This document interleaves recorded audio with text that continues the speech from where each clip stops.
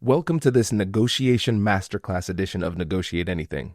With over 1,600 episodes featuring some of the world's brightest minds, we've carefully curated three powerful conversations for you. What makes this so special is that you'll hear how different experts from different industries approach the same challenge in their own unique ways. Our goal is to give you multiple perspectives so you can build your own unique style. Success doesn't look the same for everyone, and in this masterclass, you will see exactly why. Let's dive in. Do you want to get more of your favorite expert insights in a fraction of the time? Join Negotiate Anything Premium today. It's designed for busy listeners just like yourself, and Premium is everything that you love about our traditional feed, just packaged to save you time and make it easier for you to apply our expert insights in your difficult conversations. There's no time to wait. Join our premium community now and get started on your journey towards earning more and negotiating for the life that you deserve. Make sure to start your 7-day free trial today. Melody, thanks for joining us today. I'm so happy to be here. Thank you for having me. Yeah, it's our pleasure. So how about you get us started by telling us a little bit about yourself and what you do? I am a executive coach, a licensed social worker, and I am the author of a new book called Trust Yourself: Stop Overthinking and Channel Your Emotions for Success at Work. Fantastic. So let's get into the book. Where should we begin? I think we can begin with how this book came about. That may be a good place to get started. Perfect. So let's start with that origin story then. Yeah. So, as I mentioned, my background is as a social worker. So I began my career in psychology. And really, I, from a very young age, was your consummate A plus gold star student who lived to exceed expectations in every way. And I followed that path of success that was laid out for me. Got good grades in school, went to a good college, got a good job out of school, and came to a point early on in my career where I found myself completely and utterly burned out. And it wasn't for lack of being good at my job or not being able to manage my time, but it was because I had let my own tendencies, my own people pleasing, lack of boundaries, perfectionism, self doubt, I had let all of that become such a heavy weight to bear that I literally couldn't go on anymore. So I came to a point in my career where I had to use my training in human behavior and psychology. I had to use all of those tools on myself. And now, as an executive coach, I work with people who are just like me, who are also highly sensitive, but also high achieving and have that same combination of traits that can at once be our superpowers that help us excel and strive in our careers, but can at the same time be a detriment and really hold us back if we don't have the right tools to be aware of these qualities and know how to manage them. That is fantastic. And I'm excited to know that I'm speaking to somebody else who has a psychology undergrad degree too. So this is great. So we will go heavy into the psychology there. So Yes. let's think about this because right now you're at a point where you've written this book. You're kind of able to understand those the barriers that you faced, maybe where they came from, and then how to overcome them. And so maybe we could use you as a case study. So what led you to have these types of barriers in your life? And then we can transition into like what you did to overcome them. Absolutely. So, in the book, I talk about this personality type, which I've defined called a sensitive striver. So, again, pretty self explanatory, but it's that combination of being a deep feeler and deep thinker combined with that ambition and drive to be the best version of yourself. And those two sides, when they come together, again, can be a strength, but can hold you back. And so, in the book, I define 6 core qualities that make up being a sensitive striver. And when these qualities are unbalanced, that's when we have the downsides. So I can give you a couple examples of that. Which one of the strive qualities, the first one is sensory sensitivity. So that's having a more intense nervous system response, since we as sensitive strivers have a more finely attuned central nervous system.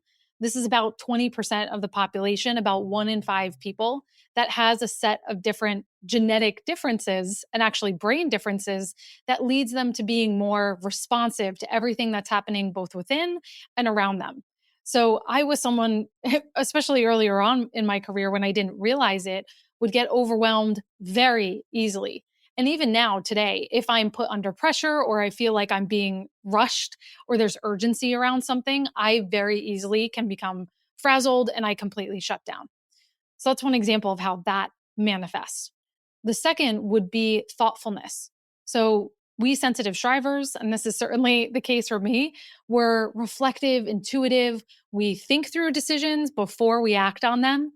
But again, if that's unbalanced, that can look like worrying, indecision, overthinking things, self-doubt. So as you can see, all of these traits have an upside, but they have a flip side along with them. Yeah, this is really interesting. And what's interesting to me too is taking a step back and understanding where you can put yourself to be successful. Because based on my understanding of the highly sensitive people, I'm thinking back to Susan Cain's book, Quiet. She talked about Yes. a lot of the research in that too. It's something that you can see in young children. Some people are more sensitive to stimulation, and then other children, they need a lot more in order to be stimulated. So the people who need more to be stimulated, they're jumping out of planes and going to rock concerts. And the other people need like quiet in order to be able to function. And so it makes me think that you need to be very mindful of what type of atmosphere you put yourself in. So for example, if you're in a really, really fast moving startup and you have to do a lot of things, a lot of different ways, a lot of times, and every day is different, that could be easily overwhelming. 100%. You put it perfectly that the whole point of describing this and being aware of this personality is so that you can manage yourself better and you can create conditions for your own success. Or if you know someone like this, you can understand their tendencies so you know how to communicate, work with them better to achieve better outcomes. Because if you're having a difficult conversation or negotiating with a sensitive striver and you come at them very aggressively, you dump a ton of information on them all at once, well, they're going to shut down or they're going to be very easily overwhelmed. So even just being aware because you either are this personality type or you're dealing with them, having the awareness gives you power to get the most out of these qualities and traits. Right. Okay. So for the person who identifies in this way, it's important for them to be mindful of what situations they put themselves in and even what occupations they find themselves in, because that can be a key driver for success. And then for the people who are working with them, it's really important to adjust the way that you have these conversations with them, because you could be in a situation where, for example, you might be very direct and you might have a lot of information. And at the same time, you need to make a quick decision, and you're talking to the person who's a sensitive striver, and then they're taking a lot of time to process, and maybe even they shut down completely because they're overwhelmed in general, and now you just piled something else on to them. And so you think to yourself, either they are ghosting me, ignoring me, they don't care, or they're utterly indifferent to the success of the company. And so if you don't understand that personality type, then you might find yourself in a position where you are misreading the situation and interpreting malicious intent maybe where it doesn't exist.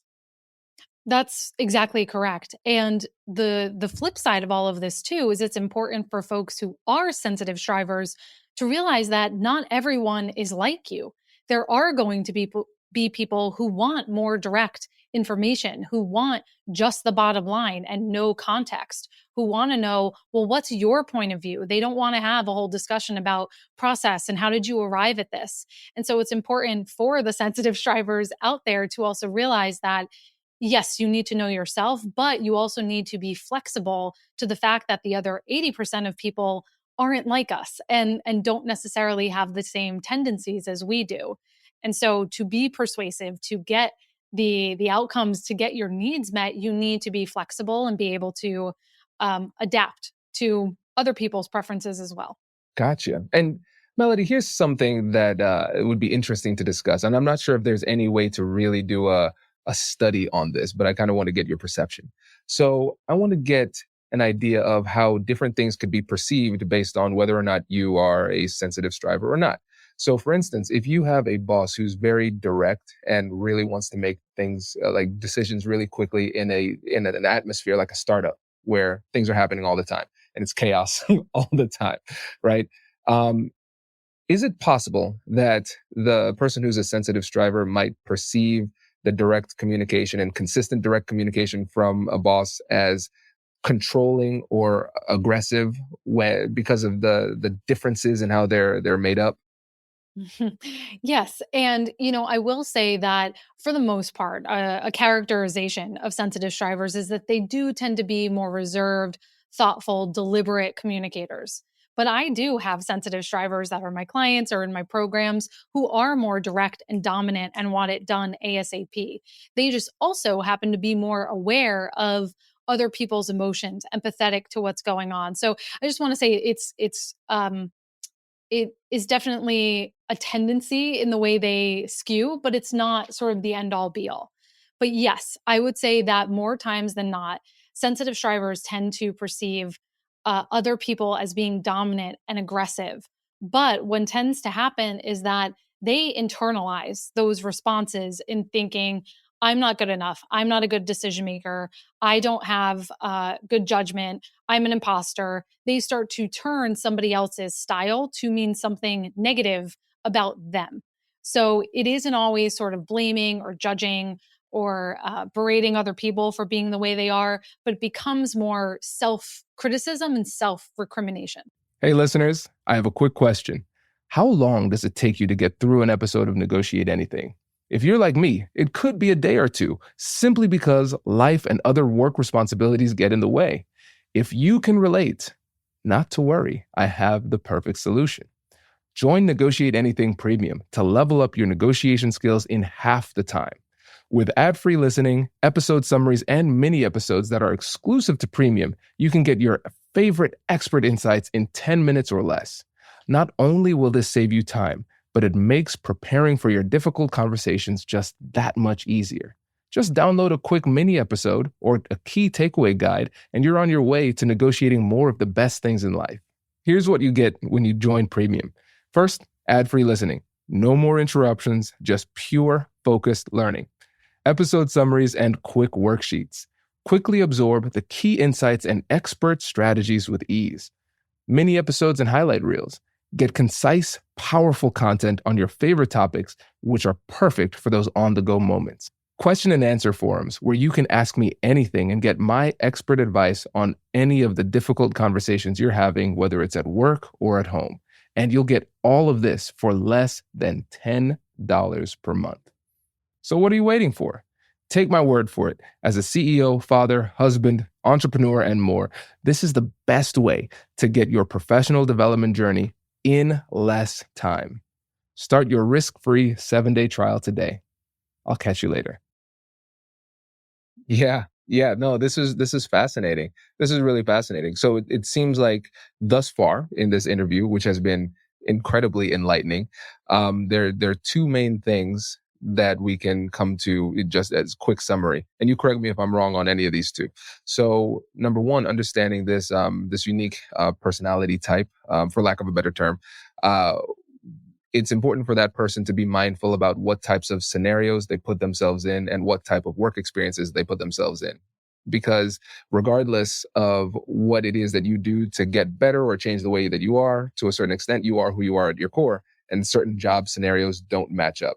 And then the other thing is when it comes to the people who are the sensitive strivers or people working with sensitive strivers, being more mindful of these personality distinctions helps us to engage with each other in a more effective and respectful way. 100%. Perfectly well put. Perfect. Well, great. Okay. Now, when it comes to this work that you've done, especially in the book, what have you found to be one of the most interesting and surprising counterintuitive points that you've discovered? Oh, that is such a great question. And I think as I've talked about this work more, the big light bulb that has gone on for many sensitive strivers and the people I've talked to is the idea that you treat people how to treat you. And if you don't have respect for yourself, if you are the first one to walk all over your own boundaries, to go back on commitments you said, then everybody else is going to feel like they can do the same. So that idea of you treat people how to treat you. And that goes for setting boundaries around teaching people to respect your time, how to communicate with you, but also in terms of assertiveness. So we were talking about sort of dominant personalities and sensitive strivers, but sensitive strivers tend to be people pleasers and uh, pushovers for the most part, because they are so aware and vigilant to other people's needs, so perceptive of those things that they put themselves second. And they tend to have low self confidence. So they tend to think that, well, my needs don't matter. I would just be causing a fuss if I talked about them. But by doing that, you're actually contributing to and creating a dynamic where other people don't respect your needs, which then becomes this whole vicious cycle that leads to more resentment and burnout. And so it's really essential to realize that sensitive strivers themselves hold the key many times to stopping that. That if you make the decision to respect yourself, to trust yourself, other people are going to follow suit and start responding more positively to you. Yeah. And so, two things to address. First of all, I really appreciate you staying on brand and saying trust yourself, which is the title of the book. Everybody, link in the description, make sure to buy it. Second thing is this: it seems as though, especially, and correct me if I'm wrong here, when I'm thinking about the big five personality traits, openness to experience, conscientiousness, extroversion, agreeableness, and neuroticism, tell me if I'm at all in the ballpark here. I'm assuming if we're trying to create a personality makeup using the big five personality traits, we're assuming that the person who is a sensitive striver is high in agreeableness, higher than normal in neuroticism. Is that fair? That would be mostly fair. Yes, I would say high agreeableness, high conscientiousness That's as well. yes, absolutely. Yes. Yes, for sure. Yes, That makes a lot of and sense. many times, yes, personally, I am fairly high in neuroticism, so that should tell you a lot. But yes, it tends to be those 3, and then if we're talking a DISC assessment, the DISC, communication style preferences, I tend to see sensitive strivers be high on steadiness and, again, conscientiousness. Although I said I do have a few dominant types thrown in there. And then in terms of Myers-Briggs, they tend to be INFJ, INTJ, ENFJ, ENTJ. So about 70% of sensitive strivers are also introverted. You mentioned Susan Cain. She very graciously provided a blurb for my book. And so there is a big overlap between introversion and sensitivity, but about 30% of sensitive strivers are extroverted, meaning they gain energy by being around people, which of course can be a tricky line to walk. But those are some of the parallels to the other common personality assessments. Yeah, that is fantastic because one of the things that I've found very interesting, especially when you explore people who are high in agreeableness, is it's like you said, it's the people pleasers, the people who might describe themselves as doormats, those type of things. When you're high in agreeableness, you're really good at making other people feel good about the position that they're in. And so even if it seems as though you are going along with what the person is saying, you as a sensitive striver, you in yourself might feel a little bit of resentment, a little bit of hurt, and a little bit of displeasure and discomfort with the direction that things are going. While at the same time, making the person with whom you are speaking feel as though you are 100% on board. And so the other person has no opportunity to course correct because they think that you are down for the cause. Absolutely. And you said a very important keyword in there, which is resentment. And that is something I teach in the book. It's something I teach to all of my clients is to use those emotional signals for good. To realize that that emotion of resentment is trying to send you a message that you aren't expressing your needs fully, that maybe you need to set a stronger boundary. So I would be encouraging everyone to just do a quick assessment of where are situations where I am feeling resentful. Perhaps I agreed to something and I gave more than I felt I wanted to. Or I said I would help a colleague out on a project. I thought it would be a month. Now it's been 6 months. And every time I see that invitation hit my inbox, I just have that seething sense of resentment come up. So it's a very strong emotional signal that can point you towards what's a more constructive action you can take that would be to your benefit, but also the other person. Because if you're coming into something resentful, other people can sense your energy. They can sense your disengagement, your overwhelm, or just your frustration. towards something. So it's very important to be aware of that and be honest with yourself, but then also the other person. Yeah, it makes a lot of sense, and it reminds me of the one of a term called emotional leakage, where it's like, yeah, this your resentment in this example will manifest itself in ways that you cannot really fully control. You're trying to keep it together, and then it sneaks out, and it's almost like your true emotions are undermining the people pleaser inside of you. So you're trying to go with the flow, but you don't want to go with the flow, but you've made everybody think you're going with the flow. And Yes. then these emotions leak out, and everybody's like, well, what is their problem? I thought they were okay with this.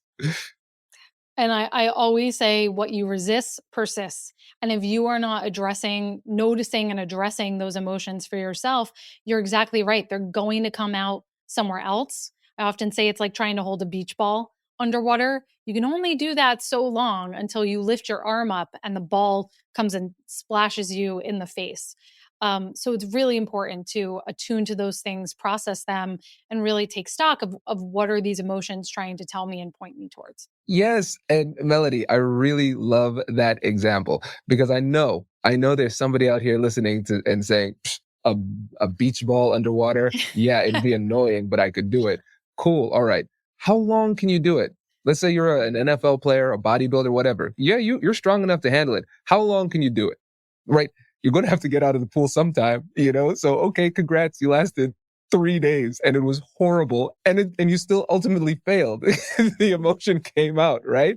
I think that's such a brilliant example because it seems like such a simple task because you say to yourself, this is what I think I should do.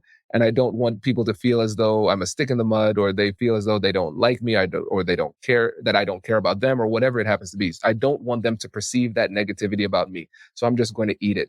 I'm going to eat this emotion for the sake of everybody around me. So I'm going to take care of their emotions, cater to their sensitivities, and leave mine alone. And you say, but I can do that. Then every day, day after day, and eventually it's going to break. And that's, I'm assuming, what helps to contribute to burnout, to where you're at a point where no matter what the simple task happens to be, you cannot even bring yourself to do it because you've been holding Mhm. on to so much resentment, heartache, Yeah. and challenge for this entire time and not really have an opportunity to do anything constructive about it. Absolutely. Or for many sensitive strivers, it's what contributes to, in difficult conversations, having sort of an outsized emotional reaction. And then people saying, well, why are you being so sensitive about this? Right. It becomes this vicious cycle that happens. Yep. Man, this is good. Have you ever thought about writing a book about this? I have. People asked me for a long time, how do I get over this stuff? And so I took 10 years of coaching methods and practices and put it into a book called Trust Yourself. Fantastic. Melody, we really, really appreciate it. Everybody, make sure to check out that book, link in the description below. Thanks for taking the time to share your knowledge with us. Really appreciate it. It was so much fun. Thank you for having me. That was the first part of today's masterclass.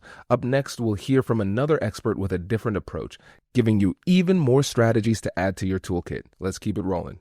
David, thanks for joining us today. It is absolutely my pleasure to be here. Yes, it is our pleasure to have you, my friend. So, how about you get us started by telling us a little bit about yourself and what you do? So, I am the president of Let's Grow Leaders. We're a human-centered leadership development firm. Work with leaders, managers around the world with very practical, human-centered leadership management skills. And we also do team collaboration, helping teams be their absolute best within an organizational culture. And so that's a number of new things related to that recently. But so that's the quick and dirty of what we do. But I'm an author. I've written 6 different books, some of those in combination with my partner in life and work and writing, Karen Hurt. And then some of those are solo efforts as well. So I love writing and helping people to be their best self. Incredible. I'm excited for this interview, David. And we talked about this before, so listeners will let you in on a little bit of behind the scenes. I spoke with Karen earlier today on the podcast, and she was exceptional. So there's a high bar, David, that you need to reach today. So I hope you're bringing your A game. Always bring the A game, but Karen's got a different game. So they're complementary games. Absolutely. Well, let's start now talking about the book itself. Let's start off with just the general thesis of the book, and then we'll get into the nitty gritty. Yeah, absolutely. So the book's powerful phrases for dealing with workplace conflict. And if there's a straightforward thesis, it's have the conversation. And that's going to be my first statement. That's going to be my last statement is, and I'm going to say that from my own career, my own life experience, because I started out my career very much somebody who didn't have the conversation. I was either shy, worried about the consequences, told all these stories in my head about what people in power or colleagues or everything else would do or say or anything else until I'd get super frustrated and then finally pop my cork and say something. And sometimes that went well, and sometimes it didn't. But inevitably, I learned the value of saying something. And so, how to do that well, it's a journey I think we're all on. And so, that's what this book is all about: is how to have that conversation, because conflict at work, it's inevitable. We're not going to avoid it. The question is it going to be destructive, or is it going to be collaborative and productive and help us to get to a better place? I love the fact that we started with this as the thesis, have the conversation, because it's really empowering for the listeners to hear, and for me too, because I'm a recovering people pleaser. And, this is part of my journey here. And to hear somebody of your caliber with your level of success talking about how you struggled with this in the past, I think that's really empowering because it shows that we can grow in this and we're still growing in this. And I think when people listen to this, they'll say, okay, have the conversation. Yes, I agree. But I think it might be helpful to go a little bit deeper here and outline some of the most frequent reasons for not having the conversation that you've heard in your research. Yeah. Again, I'm going to start with my own life experience. So I remember very early on in my career, maybe a year and a half in, 18 months in, our CEO was having this marketing event. And I was leading a small team, 2 or 3 people, and he needed our team's participation in this thing, but I didn't like it. I felt like the way he was going about it, what he was presenting to the people attending the event, potential partners and funders, all this kind of thing, I felt like it lacked integrity. I didn't like it. And I didn't have any of these phrases and I didn't say anything because, CEO, right? All the stories in my head about what would happen. And I didn't sleep 3 days, 3 nights. I was so frustrated, just stewing and stirring, like, how can he be there? Doesn't he understand? And all that kind of stuff. Like, how can he be this way? And finally, after 3 days of that, I just was so frustrated that I popped my cork. I was like, I can't be a part of this. I think this lacks integrity. I don't like this. I didn't tell him he needed to change it, but I tried to withdraw. And what do you think he said next? So many options. I think the fear monster in your head and in my head might have been like, oh, you're fired, get out of here. But I think oftentimes the reality is so much more innocuous. Like, I appreciate this feedback. I wasn't feeling good about this either. So the fear monster, as you call it, for sure was in my head going, well, okay, I was ready to pack my things, but that's not what happened. What he actually said was, David, I disagree. I don't see it that way at all. My integrity is fine. And I don't want you to violate yours. So, and this was a great learning moment for me because I had not thought about this. He said, how can we do this in a way that you can feel good about? Wow. Like, what a question. And there was an easy answer as soon as I took 2 seconds to think about it instead of being mad and angry, right? There was a very easy thing that I could have come to the table with to begin with. Hey, I'm not feeling comfortable about this. What if we were to do this? I think that would meet that. I didn't approach it that way. Now, years later, I'm like, that's the way to do it. But what I learned from him was how important it is to say something. And so I didn't say it elegantly, I didn't say it well, but I said it eventually out of frustration. And in doing that, it gave him a chance to do something different, to say something different, to ask me and teach me. And so if I had stayed silent in that moment, my silence ultimately was selfish because I wasn't giving him a chance to do anything different. And so here I am mad at my story of him as opposed to the actual reality. And so that, when we talk about to answer your direct question, why do we stay silent? Why don't we speak up? So often it's because we fear damaging a relationship. We fear losing our status. People are status-seeking creatures, so we don't want to lose our status. And then there are the consequences that come with those things. If I damage that relationship or lose enough status, I'm out, and my livelihood might be at stake, or my ability to feed my children, or what have you. And so, we get all these stories that all combines, and so it's this place of fear that paralyzes us and keeps us from having what could be really productive, cool conversations if we have the tools.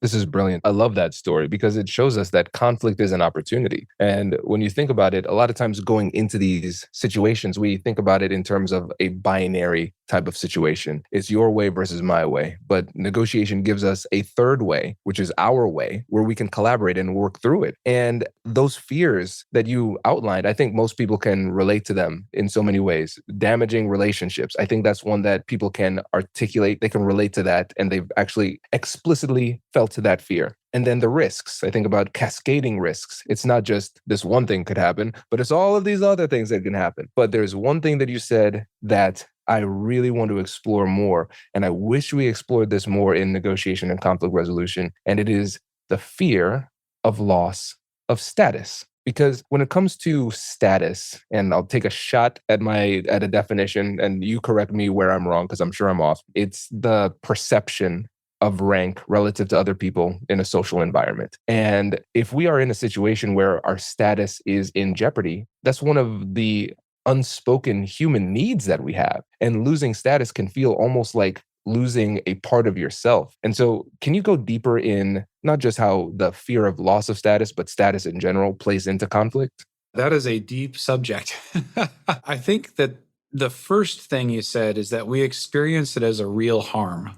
Is true. And a lot of that has to do with our upbringing, our biology, our evolutionarily, I'm just making up words now, but like our status over the years, over time of human existence, our rank relative to others within a social group, like I love your definition, determined how much food we're going to get, how much economic well-being we're going to have, all of those kinds of things. Or let's go back to middle school, how much we're going to get harassed and berated by the other kids who, kids are horrible to one another. It seems to be a universal thing. So you look at all of that, where that need for status in order to be safe and taken care of feels like a real thing. And so you get in some, like higher education has a reputation for being hyper political. It has that reputation, it has it for a reason. Why? Because the bowl in which status exists, in which the politics are played, it's such a small bowl that the perceived I'm better than you, or you're better than me, or my value here, all of that, if you play that game, there's very little to work with. And so everything gets this hyper amount of meaning that isn't real. And so being able to divorce ourselves, to distance ourselves, to separate ourselves from some of that just isn't real, and that it's just a game that you get to choose whether you play it or not, that it's not your actual value, your actual worth. Like the first sale is to yourself. Every salesperson has that conversation. Like if you don't believe in the product, no one else is going to believe in the product. And so that's true for all of us too. So for the way to help address that is your confidence has to be in yourself and what you do know, and that you are growing. And if you don't know it today, you can learn it, and you'll learn it and you'll do it tomorrow. That allows us to separate from this whole status game and say, no, we're all in progress. You said it earlier, we're all growing. Hey, listen, Kwame, I'm using some of the phrases in this book right now in my active life, and I am trying to get better at them. That's how in process I am. And I wrote the freaking book, right? So I'm trying to use those things too. We're all in process. We're all growing. And if we think we're not, then we're going to be stuck. All we have left is to compete on status. This is so good because there are the fears that are, let's say, substantiated, and then there are the fears that are perceived. Right. So that fear of a loss of status, who knows, maybe it could be real. But the thing is, if we have the conversation, we can navigate the conversation in a way that mitigates that risk, right? So we're still in control.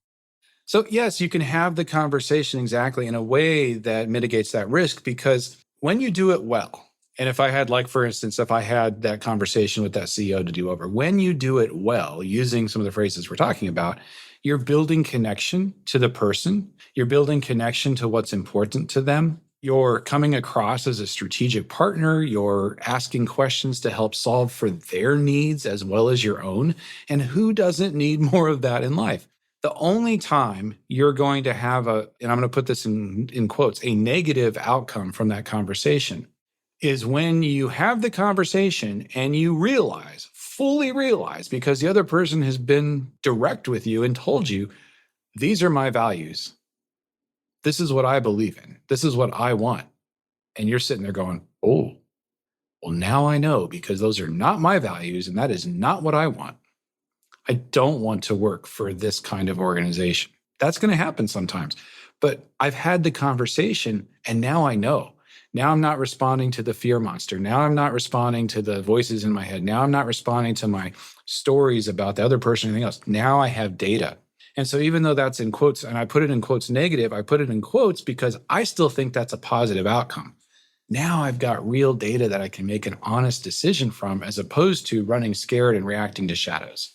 Agreed. And when you think about it, negotiation is a problem solving tool, and a negotiation is a part of the decision making process. And as we go through these difficult conversations, we are going to connect. We're going to be led with curiosity. We're going to learn through this process. And then through that process, I might gather information that I need to recognize that this is not the right relationship or the right deal for me, which is ultimately a win, because otherwise you run into this situation where you find yourself in a deal, in an organization, or in a relationship that you never should have been in. And you just keep on moving forward on this path of inevitability toward an ultimate fall, which is much harder of a fall because you will know at that time, you know what?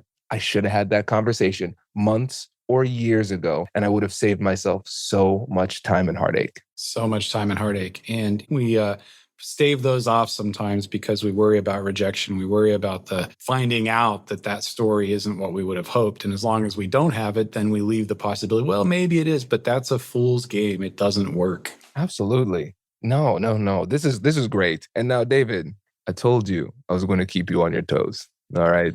I told you I was going to keep you on your toes. Now, I would label you, even though you are a leadership expert, I would also label you as a conflict resolution expert. And you are also co-authoring with your wife, who is a leadership expert, and I will label her as a conflict resolution expert. You wrote a book together that have powerful phrases for conflict resolution. When you two are in conflict, how does that go? Sometimes well, and sometimes we are still in progress. That's a great answer.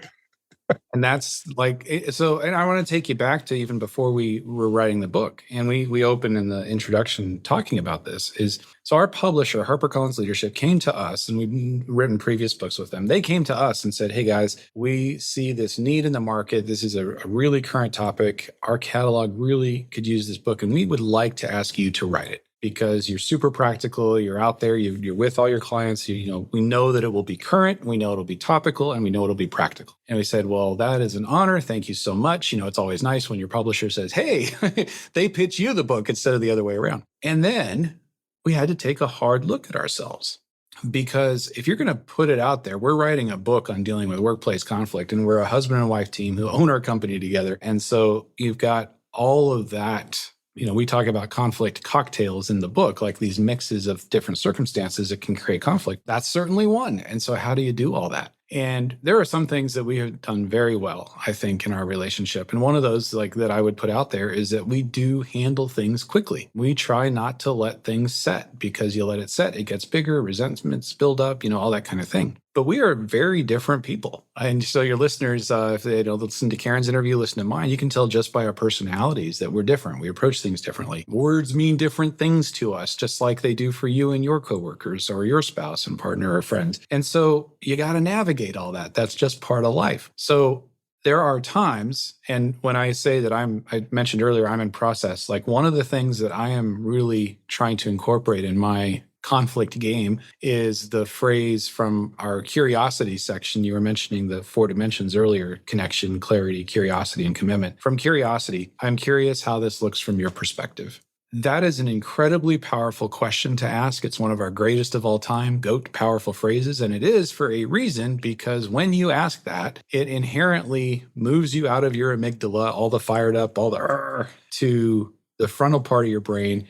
And curious don't coexist. And so curiosity, like if I'm being curious, it's at least going to dampen down some of my upset for a minute. And then I start learning, what does it look like from the other person's perspective? And guaranteed, it doesn't look anything like it does from my perspective. How could it? Different experience, different point of view, different personality, different everything. So to learn that and then be able to start crafting a solution together and get that into the mix. Like for me, when I say and not as good as I'd like to, I'm thinking about a conversation we just had within the last 48 hours. I'm like, I could have done better at using that phrase. I want to next time. So, okay, that's part of the growth process. What can I do better next time? And so, listener, you're talking about your workplace conflict. You got to start somewhere. So pick one of the goats, pick one of the phrases, start there. As I said, I'm going to lead with have the conversation. So you have the conversation and then you're going to learn something from it. And then you'll get better at next time. And then you can go, okay, what might I do next time? Oh, I'm going to try to do this next time. All right. And let me be ready to do that the next time I get into one of those situations. And now we're growing. I appreciate this. I appreciate the transparency here too, because essentially what you've done here is you've given the listeners permission to try. And we're not going to learn and get better unless we're willing to take these opportunities to lean into difficult conversations. And we would have been doing the listeners a disservice if we said, it's easy all the time. I just use the phrases and then our marriage is perfect. But you didn't say that because it wouldn't be true. But the phrases put us in a position where you can actually progress and you can make things better. And then because of this knowledge that you have, you can reflect and look back and see how you can improve the next time. Because even for me, after 1,100 episodes, I learned something new in every single episode. When it comes to difficult conversations and conflict resolution, there is no limit to how good you can get at this. And if you start to adopt that learner's mentality and you say that this is an opportunity to solve problems, create connection, and also learn through this process, then you start to realize, why wouldn't I have the conversation? There's so much opportunity on the other side. There's so much opportunity. And some of this, I think, is just, we're all in process. And when I think back over my life up to this point, I invested a lot of my early leadership and early relational capital in clarity, which is an important dimension. And having that shared agreement, a shared understanding of what success looks like and getting good commitment around what all those things are. But that's only half of the game. The other half of the game is this curiosity bit. And so some listeners, you might be listening going, no, I've been seeking that curiosity for forever. And it may be the clarity part that you need to make more investment in. In our previous book, Courageous Cultures, we say, regard to this clarity, curiosity dance, we say, start where you aren't. So whichever one is your strength that you're already like, yeah, I wake up and I do that. All right, how can you start incorporating some of the other? If you tend to like to leave things super loose and amorphous, that has served you. It's like, okay, where can you start investing in some clarity? And if you're like super clear, this is X, Y, Z, boom, boom, boom, where can you start investing in some curiosity? And either way, it's going to help you. I love this. David, this has been exceptional. I had high expectations and you have surpassed them, my friend. This is great. I really appreciate you coming on the show. And before you go, please let listeners know about the book and also about your podcast and how they can work with you.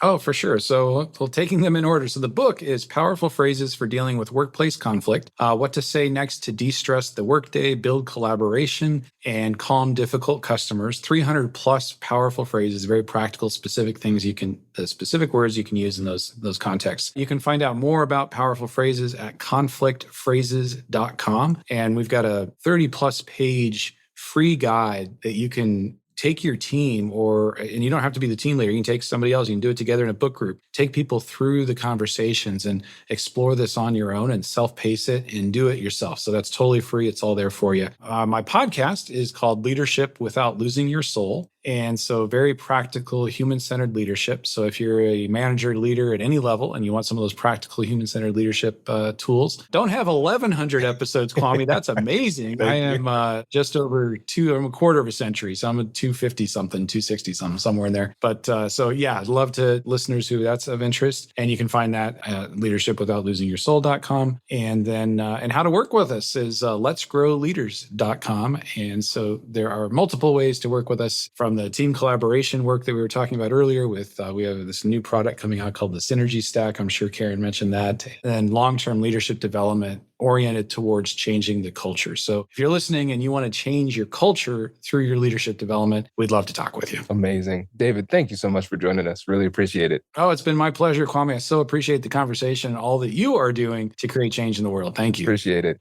You've just heard one powerful perspective, and now we're moving on to the next. A fresh voice with a new angle on the same challenge, so you can keep expanding your skills. Let's dive in. Steven, thanks for joining us today. Yeah, my pleasure to be here with you.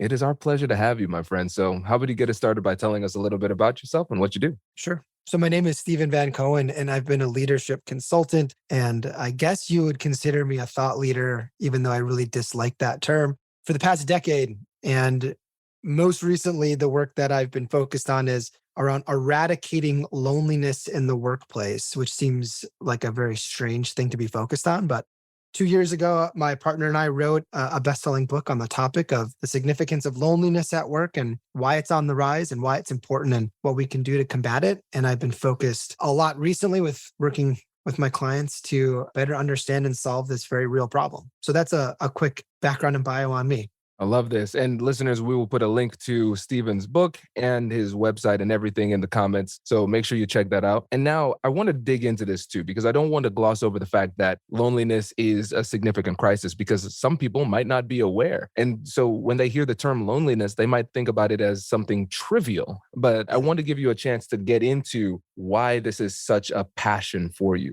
It is a very misunderstood emotional state that is impacting lots and lots of people. So pre-pandemic, there was some statistics from Cigna that found that 61% of Americans feel regularly alone. Our research during the pandemic, where we interviewed and surveyed more than 3,000 people from around the world, we saw that 72% of people said that they feel lonely on a monthly basis, with 55% saying they feel lonely every single week. And what happens is when we feel lonely, when we feel excluded from a group, the part of the brain that registers that experience is the same part of the brain that registers physical pain. That means that when we feel excluded, lonely, disconnected, etc., our body actually goes through a fight or flight response. And that fight or flight response releases stress hormones that are really bad for us. And the US Surgeon General has come out recently to declare a state of emergency around this epidemic around loneliness. And the most compelling statistic on why this matters to all of us is because loneliness is the equivalent of smoking 15 cigarettes a day, because that's how harmful these stress hormones are that we're being released when we're feeling this way on a chronic basis. So all of that to say, people are very lonely, according to the statistics. It's very bad for us, and it's not something many of us are really wrapping our heads around or combating proactively. With this, it's killing us. And it's killing us in an unenjoyable type of way. It is a slow and painful death. This is incredible because, again, it seems so trivial, but it's so fundamental to our human existence. And again, we can get so distracted by these things that are happening in the media and things like that, and we lose focus that there are some things that are central to our humanity that we are missing out on. Yeah, it's really the only reason why our species is at the top of the food chain, right? Because when you think about how fragile we are, like we can't outmuscle a bear, we can't outswim a shark, we can't fly, we don't have protective armor. We're really not that remarkable from a physical standpoint. And yet here we are, right? The main species who's dominating the world. And it's because we learned very early on that it was collaboration. It was coming together and building homes and foraging for food and protecting children and working in tribes to be able to take down the saber-tooth tigers and the woolly mammoths of the day. And our brains have evolved to be able to still have this very important requirement of that level of social connectedness, because many years ago, if we became removed from our tribe, like our survival rate plummeted, and our brain still goes off when we are feeling this way, even today, so many years later. So yes, it is a very important biological requirement that we aren't taking as seriously as we should. Bingo. Yeah. And to your point of that physical pain aspect, because they've tied this to the pain of rejection as well. And I'm assuming it's very similar. They found that the pain is so real that if you give the person an analgesic like Tylenol, it actually reduces the pain. It's a very real pain, even though from the outside looking in, there's no physical manifestation of that pain. Well, I'm sold on the legitimacy of this mission. So this is great. So now, how do we go about combating that? Yeah, that's such a big question, Kwame. We're not going to be able to get through all of the strategies per se today, but we'll maybe start with a couple of high-level ones. One of the most important things that we have to be really mindful of is there's a very big difference between communication and connection. We're communicating all day long, right? And we are exchanging information, especially at work, when things tend to be very tactical in nature. But the part of our brain that responds to communication and the data and that information is our frontal lobe.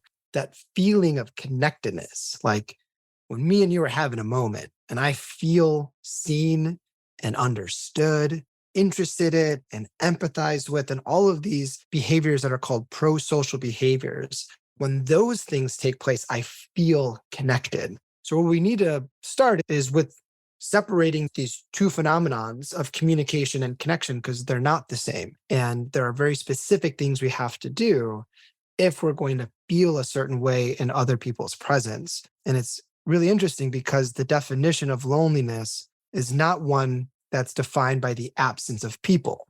It's defined by the absence of connection, because I could be surrounded by people and I can feel totally alone. And I could be living by myself in a studio apartment and feel incredibly connected. It's all about the quality of my interactions throughout my day and how those interactions make me feel about my level of social connectedness. So that's a big topic that we can start to unpack, but we need to start there.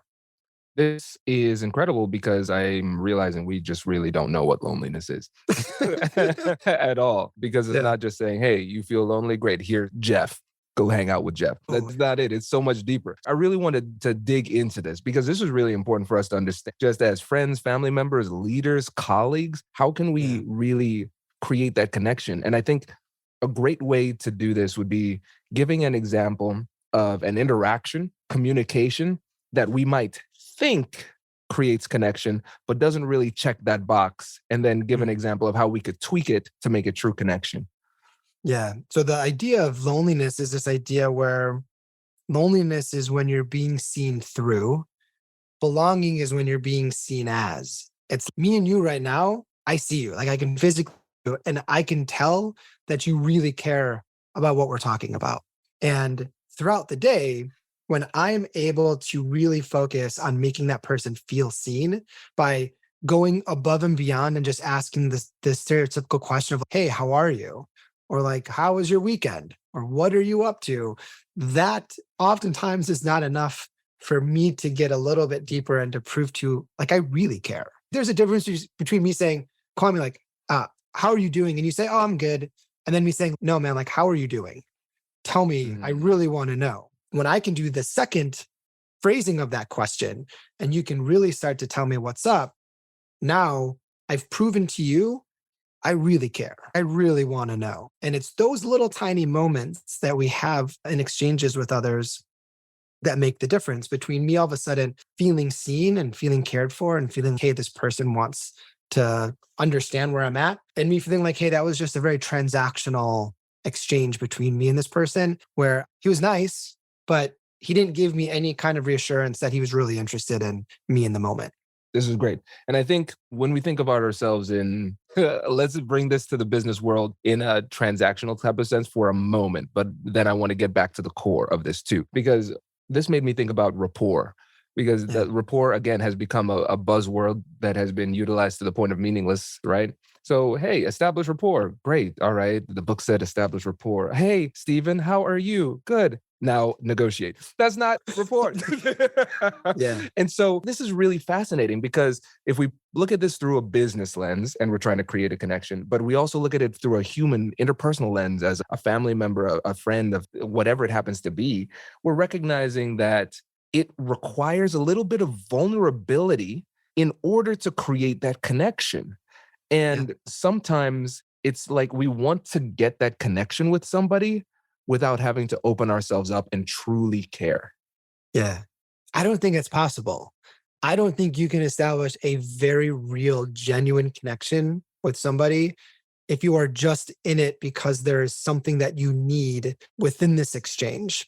If it is purely transactional, it's going to be almost impossible for you to build a moment with that person. And it might seem counterintuitive, but I really believe that taking the time up front to do some of these rapport building, I guess you can call them rapport building exercises, it really does make a difference, because it's very, very hard, if not impossible, to influence someone if they don't respect you, if they're not interested in you, if they don't feel like you're genuine in whatever you're talking about. And all of that requires a little bit of time and energy and effort, and to not just happen right away. Unless we're building that in and we're intentional about how to do that. Sometimes it's when negotiations get off on the wrong foot and we're really not in lockstep, right? We're fighting each other versus working in tandem. You're so right. And now this is a question I've never asked because it's never been so obvious that it needed to be asked. It's going to sound very strange.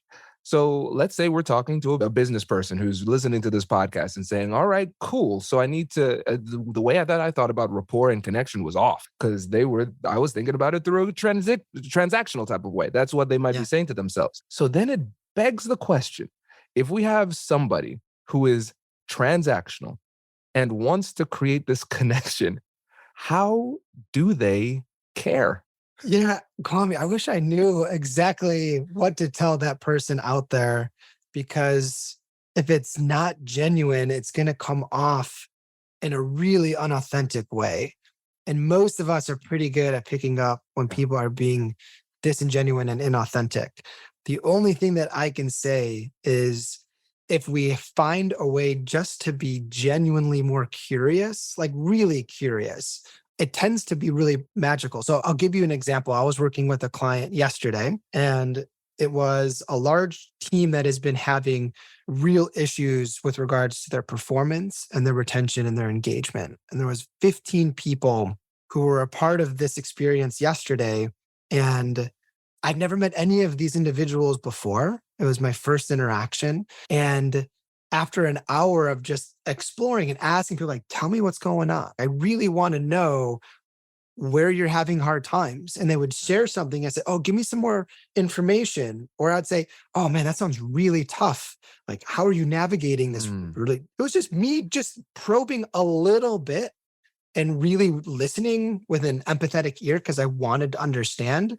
And after about 2 hours, one of the guys stood up and said, I've never been listened to like this. This feels really, really good. And I really appreciate that we're all here together talking about what we're talking about. And it wasn't like a crazy, magical, out of this world process I was using. It was just some subtle questions with some subtle follow-ups with real intentional active listening that made a huge difference in how they felt about me being in their space.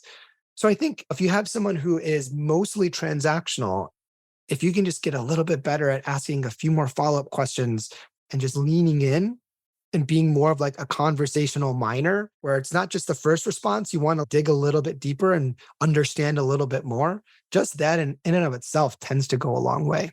Love that example because you simplify it. Because I think a lot of people might have said, "Oh man, I need to care. Do I need to get all mushy gushy?" But I like this, and this is freestyling here. So, Steven, I want to get your perspective on this. Have you ever watched a show where you did not care about the show? You just happened to watch the show, and then you watch like 15 minutes. It's like, man, I don't even like this show, but now I'm invested. Now I need to know how this ends. Yeah. Yes. So I'm wondering if this is like, it's almost like a sunk cost fallacy to a certain extent. As you get more curious, you gather more information. It's almost like you can't help but care because you've invested so much in the person and learning about what they need and why they need it. And now that could almost organically start to generate that caring feeling that we need for connection, even if we didn't start with it. Yeah, I think there's something to that, Kwame. But you sparked something in my brain that is worth sharing. Because for me personally, and I can only speak to how this makes me feel, but one of the things that makes me feel really good is when I know I'm listening and I can tell that the person appreciates it. And as soon as I get that validation from the person, I am more fueled to want to continue that because I know I'm making this person feel good, feel heard, feel appreciated or understood or whatever. And that to me is like really motivating because to make somebody else feel like they really are the center of attention and in the spotlight, that's a pretty powerful sensation.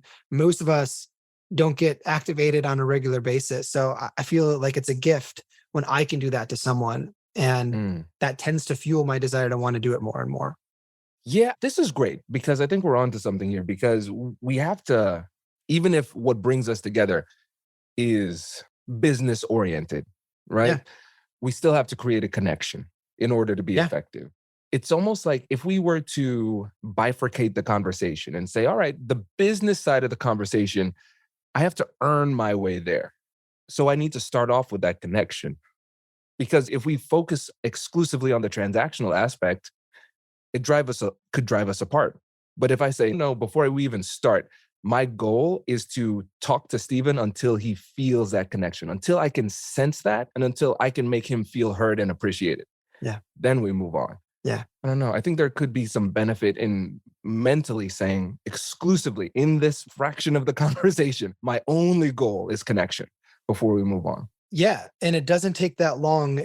And oftentimes when you're intentional about it, it's pretty powerful. So, like, for example, I do a lot of executive coaching. And one of the very first things that I'll do when I meet somebody for the first time is I'll say, hey, Kwame, this is going to be really strange. But the first thing we're going to do is we're going to do an exercise called fishbowl. And the way that it works is you pick a number from 1 to 30. I'm going to read you a random question from this list that you chose. We're each going to answer it. And that's how we're going to begin this exchange. And the questions tend to be, who would you have dinner with if you could have dinner with anybody dead or alive? Or like, who's 3 people that make you laugh the most? And what do they do to make you laugh? It's these kinds of questions. And what happens is when I can cue to the person that this is how we're going to start, trust me in this process, they engage. And what happens is right away, we find some commonalities. Right away, we smile. Right away, we're able to feel like we're not in a professional executive coaching role where I'm the coach and this is the coachee. And it just creates, I don't know, like a bit of a breaking down of these oftentimes kind of uncomfortable silos. And then when we get into the coaching, they're a bit more relaxed and they've got to know me a little bit more. And hopefully we've shared a laugh. And all of those little things add up in a really big way. And we don't do that because we're just so focused on getting down to whatever we need to do. But it can take as little as 3 minutes, right? Just with a couple of strategic questions, and it just sets a tone. And I think if the listeners of your podcast were a bit more intentional by doing some of that, they'd be surprised at just how quickly they can build some of that connectedness with the person they're exchanging.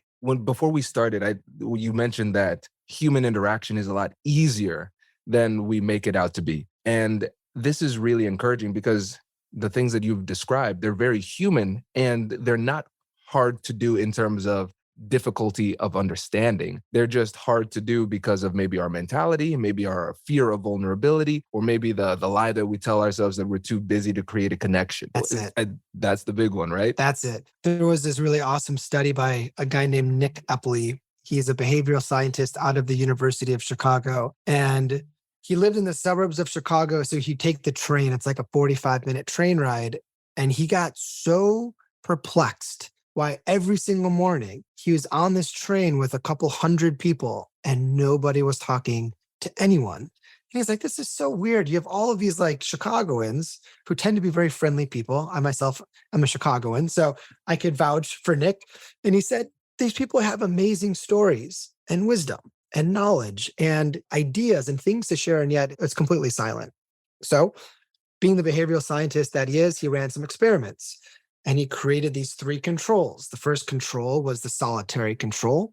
And he had groups of people who were omitted from having any interaction with anybody they were sitting next to. There was the normal control, and people could either communicate or not.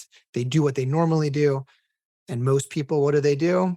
They keep to themselves. They're not talking to strangers, especially on a train. And then there was the third control. It's called the connection control. And people were forced to talk to somebody sitting next to them. And he did this in buses, in trains, in waiting rooms, in taxi cabs, and all these different in human-to-human interaction opportunities. And what happened is people overwhelmingly said that they had the most enjoyable and the most restorative time when they were in the connection condition. And it didn't matter if they were introverted or extroverted. And what was most important is when the people before they were in the connection condition were asked, which of these 3 conditions do you think you'd be happiest in? Almost all of them said the solitude. Don't talk to me. I'm going to go on my phone, or I'm going to look out the window, or I'm going to read a book. They thought that's what they needed. And yet, when they had the forced reasoning to actually communicate with somebody around them, they overwhelmingly said this was awesome. And this study has been replicated with thousands of people. And it's pretty powerful to say that our brain gives us a head fake. Our brain says, don't do this. It's going to be awkward. This person doesn't want to talk to you. What are you going to talk about? This might be very strange.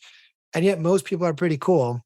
And if you lean in a little bit, oftentimes they want to lean back. And I can't tell you, Kwame, how many really awesome conversations I've had with people on airplanes and on trains and waiting in line at the grocery store. And I take advantage of these opportunities because I know it's good for me. And I almost always leave that exchange on a bit of a high. I love this. I love this. It's so counterintuitive, but so important for us to recognize this too. So I want to break down a little bit how we can do this, because a lot of leaders listen to the podcast and then they have questions about culture, connection, trust, issues within the teams and things like that. So let's say a leader's listening to this podcast and they want to know how they can start to fight this epidemic of loneliness and create connection in their team. What advice would you have? Yeah, there's two big things. The first piece of advice is to spotlight others' significance. So one of the fastest way to build a connection with somebody is to make that person feel like they matter. If I'm a leader of a team, I'm going to go out of my way to make people on my team feel incredibly valuable to whatever we're doing at work. And that value can come in the form of asking for somebody to do something, but prefacing that task with, call me like, you're so good at A, B, and C. I need you specifically to do this for me because I can count on you to do this work, right? That's a very small shift in how we tend to ask people to do things that can make that person feel a bit more valued. I could also go to you and say, Kwame, like, I have a problem. I need advice. I need your advice. I really respect your opinion. Tell me what you think I should do, right? There's all of these little things to make the people around us feel like they matter and to feel desired and appreciated. That's a huge indicator and a key strategy in making people feel more connected to you. In line, oftentimes I start conversations by saying, I love your sneakers, man. Where'd you get those? Right? Or that is a really cool bracelet. Tell me like where you found that and how can I get one? And by starting with some kind of a subtle compliment, and people love to be complimented, that breaks the ice and it makes them smile. And then it causes them to feel a little bit more comfortable leaning into the conversation. The second thing that leaders and all of us have to be mindful of is this concept of interruptibility. We need to be more interruptible. It's very hard to lean into the moments for social connection if we're behind a screen, if we're tuned in with our AirPods, if we're reading something. All of these little subtle cues are essentially like rejecting all of these opportunities for people to lean in and ask you questions. And at work, this is so prevalent, especially with leaders. They're so busy. They close their door. They turn off the notifications on their phone. And when people come in and try to interrupt them, oftentimes that response can be negative. And while we need some time for single tasking and to do deep, meaningful work, and we got to plan our days so we aren't interrupted 24/7, the more opportunities we can lean into our interruptions and let the person know who interrupted us that they matter, that they're more important than the task at hand, that you swivel towards them and right away say, oh, I'm so glad you came to me. What can I do for you? That validates, right, to those individuals that you care. And as a leader, that's a pretty important requirement. So being interruptible, spotlighting people's significance, these are two things that I would encourage your listeners to do. This is great. So spotlighting people, being more interruptible. I would add a third one, inviting Steven Van Cohen to your company for consulting and training. This is a masterclass, my friend. Masterclass. Before you go, I just want to give you another opportunity to shout out the book and how people can get in touch with you. Yeah, you got it. So the book is called Connectable: How Leaders Can Move Teams from Isolated to All In. It's all over Amazon and on Audible and Barnes & Noble, and wherever you get your books, you can get it. And then this is going to sound strange, Kwame, but if people want to get in touch with me, they can go to lesslonely.com. And I swear it's not a dating site. I know it sounds questionable. It's not a dating site. Lesslonely.com. It's our hub of resources for how to create more connected workplaces. And there's assessments and there's tools and there's all kinds of stuff we've built to help leaders and employees find more belonging wherever they work. And you can get in touch with me at that website as well. Love it. Steven, thank you so much. Really appreciate My pleasure, my friend. Thank you.